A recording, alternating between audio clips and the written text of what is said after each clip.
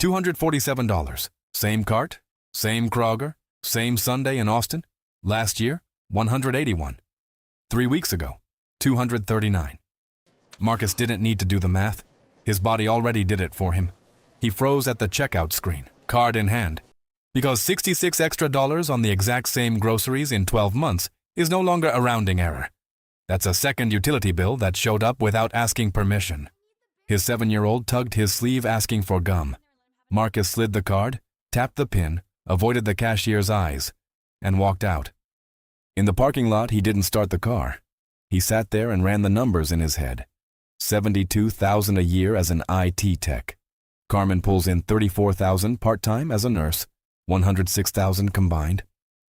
2 kids, a mortgage eating $2,100 a month, a credit card balance at 22% that never quite goes away, and a grocery bill that just climbed $66 on the same card he's been pushing for a decade. Marcus asked himself the wrong question that afternoon. He asked if he was spending too much. Here's the question he should have asked. Why did the corn in his cereal, the wheat in his bread, the chicken his kids actually eat, food he's been buying at the same store for 10 years, suddenly cost this much? Not because of some vague thing called inflation, for a reason that was decided for him 7 weeks ago, 7,000 miles from Austin, Texas. A decision already locked into his 2027 grocery bill. A decision that won't unlock itself even if tomorrow's news announces peace in the Middle East. They told you groceries are up because of inflation. Wrong frame. Listen carefully. Even if the war ends tonight, full ceasefire, ships moving again by Monday, every headline reversing by next week, the price of your food is mechanically going to climb in 2027. The damage is already done. The contracts are already being signed. And almost nobody in your life is going to put it in plain English for you. I'm Mateo Alvarez, former certified public accountant. For 12 years, I was inside the finances of families exactly like Marcus's. My job in the next 15 minutes is to show you the chain nobody explained.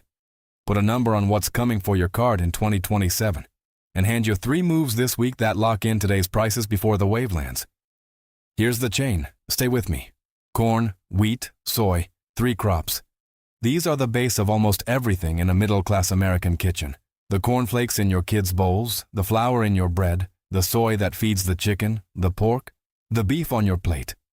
If you eat in America, you eat corn, wheat, or soy in some form every single day. To grow those 3 crops at scale, American farmers need one thing above everything else: nitrogen. Plants can't build their cells without it. Farmers buy it as fertilizer and spread it on the soil before planting. Cut the nitrogen, and yields collapse by 40 to 60%. Now, the United States is the world's top natural gas producer, and natural gas is the main ingredient in most nitrogen fertilizer. Most of it gets made right here at home. Good news so far. But according to Farm Bureau data, American farmers still import about 18% of their nitrogen fertilizer every year to cover the spring planting surge, and that 18% comes disproportionately from one region: the Persian Gulf. February 28th, 2026. 7 weeks ago as I record this. The United States and Israel went to war with Iran. Within days, Iran shut down the Strait of Hormuz, the narrow stretch of sea where 1/3 of the world's fertilizer passes through every day. Close that door, and the global fertilizer market seizes up in 72 hours. Here's what nobody explains. Even though America only imports 18% directly, countries exposed to Gulf disruption account for nearly half of all global fertilizer exports. When Brazil, India, Pakistan lose their Gulf supply, they bid for whatever's left on the global market, and the price of the fertilizer American farmers buy goes straight up, whether America imported it directly or not. And what happened in the 6 weeks since February 28th? The crystallized nitrogen fertilizer called urea jumped 49%, not over a year, over 6 weeks. Ammonia, the other major nitrogen fertilizer, climbed 32% in the same window. Farm diesel, the fuel that moves every tractor and every delivery truck across every American farm, jumped 46% since the end of February. This isn't a forecast. This already happened. And here's the moment I need you to be honest with yourself. You've been staring at your grocery receipt for 2 years wondering if you're doing something wrong. You switched to store brands, you cut the name brand cereal, you stopped buying berries except when they're on sale, You even started packing lunches again. And your bill kept climbing anyway. You're not the problem. You never were. You've been paying a geopolitical tax nobody on TV put in plain English for you. Now come the objections I hear every time I explain this at a dinner table. Mateo, come on. Walmart, Kroger, Costco.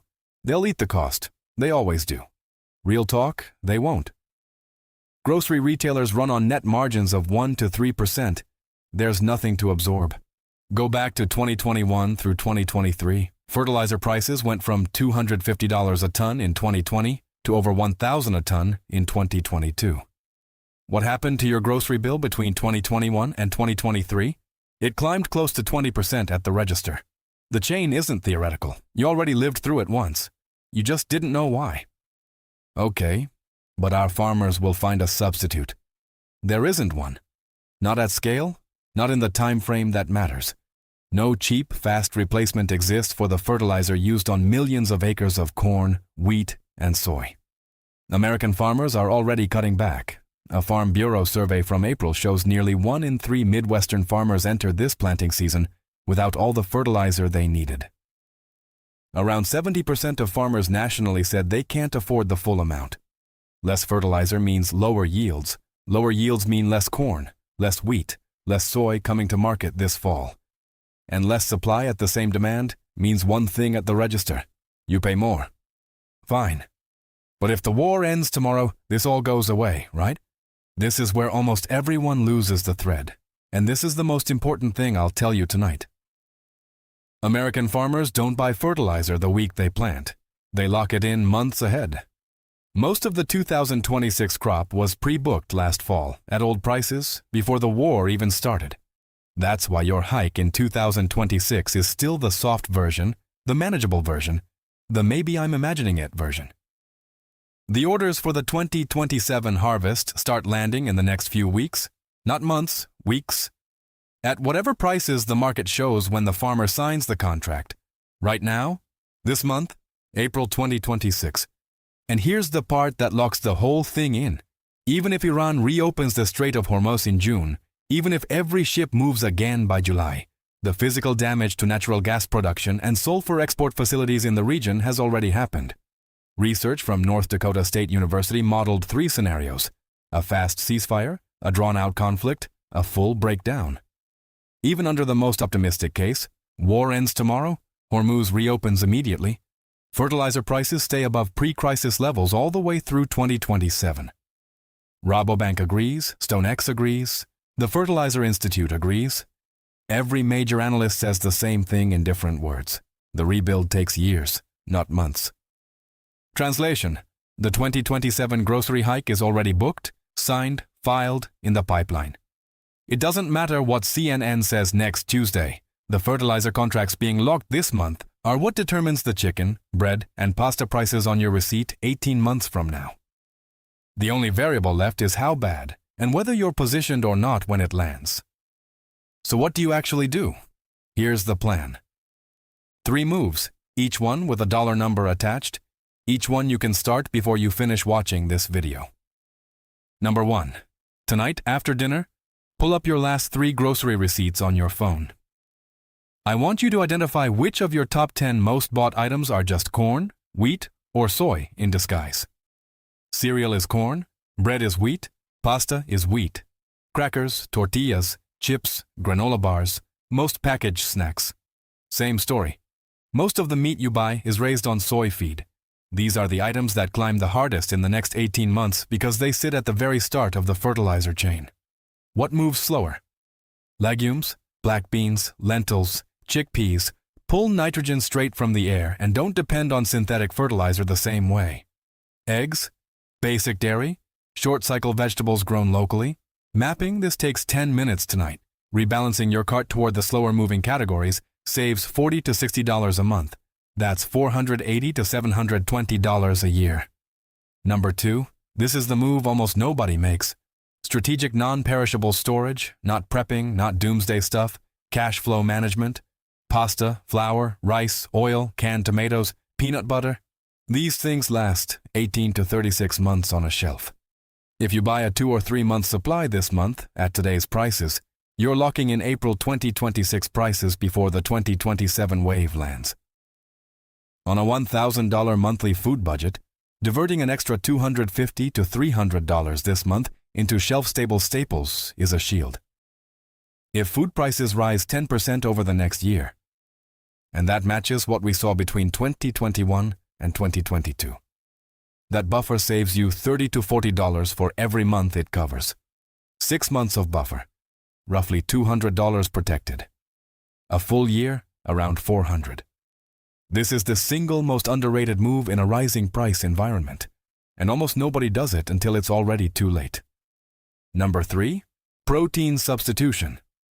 Industrial chicken, pork, and beef are fed soy and corn. When fertilizer costs rise, feed costs rise, and meat prices follow about 9 to 12 months later. The USDA is already projecting beef and veal prices to climb 10% in 2026 alone, and that projection was made before the full 2027 fertilizer hit lands on the feed market. Legumes don't have that transmission chain. One meal a week, just one, swapped from chicken or beef to lentils, black beans, or chickpeas. At current prices, that saves you between $8 and $12 per family meal. Across a year, that single habit pockets $400 to $600. And as the fertilizer wave hits in 2027, that gap only gets wider. Now here's the math. Listen carefully. Marcus, on his current trajectory, is spending $1,070 a month on groceries for his family of 4. If food prices rise 15% over the next 18 months, a number that lines up with the 2021 to 2022 precedent combined with every current projection, his monthly bill climbs to around $1,230. That's $160 extra a month, close to $2,000 a year bleeding out of a family that already can't absorb it. Marcus, who takes these 3 moves this week, 40 to 60 saved a month on the rebalance, around 30 a month on the 6-month buffer, another 40 a month on protein substitution. Add it up, between $1,200 and $1,800 a year protected. Not by making more money, not by working harder, by seeing the wave before it lands. And here's the part I have to be honest about. These moves don't immunize you. If the conflict drags past the summer and Gulf trade stays tight into the fall, prices could run harder than any analyst is modeling right now. Nobody has a perfect crystal ball. What I do know is this: the 2027 hit is already in the pipeline. War or peace tomorrow. The contracts are being signed this month. You can't control the conflict. You can't control Washington. You can't control Tehran. You can control what's in your pantry in 7 days. Marcus started this Sunday staring at a $247 ticket, wondering if he was spending too much. He wasn't. He was paying a tax on information he never had. 18 months from now, there are 2 versions of Marcus in that same Austin neighborhood. The first one changed nothing. He kept waiting to see how the conflict played out. Told himself he'd react once things got clearer. His Sunday receipt climbed from $247 to $290. Over $2,200 a year vanished out of a budget that was already stretched. He put it on the credit card at 22%, and he'll wonder again why he can't get ahead. The second one made 3 moves in the next 7 days. His receipt climbed to $255, not $290. He protected $1,800 that stayed in his savings account instead of someone else's pocket. Same income, same city, same kids, different information. The difference isn't intelligence, it isn't luck, it isn't discipline. It's what happens in your kitchen this week. Subscribe now, because the next video is about a second invisible tax already draining middle-class American families. And this one doesn't hit your grocery receipt. It hits your paycheck, every 2 weeks, all year long. Most families don't notice it because it shows up as a refund in April that feels like a gift. It isn't a gift. It's your own money, held for 12 months, at 0% interest. The average middle-class family loses between $15,000 and $40,000 across their career to this one invisible habit. And nobody told them it could be fixed with a single form that takes 10 minutes. I'll show you exactly what the form is, how to calculate the right number, and the 3 adjustments you can make in the next 48 hours to keep that money in your pocket this year instead of the IRS's. Click the next video now. Because the same families who didn't see the fertilizer wave coming are the ones losing thousands every year to a tax trap. Most CPAs never explain.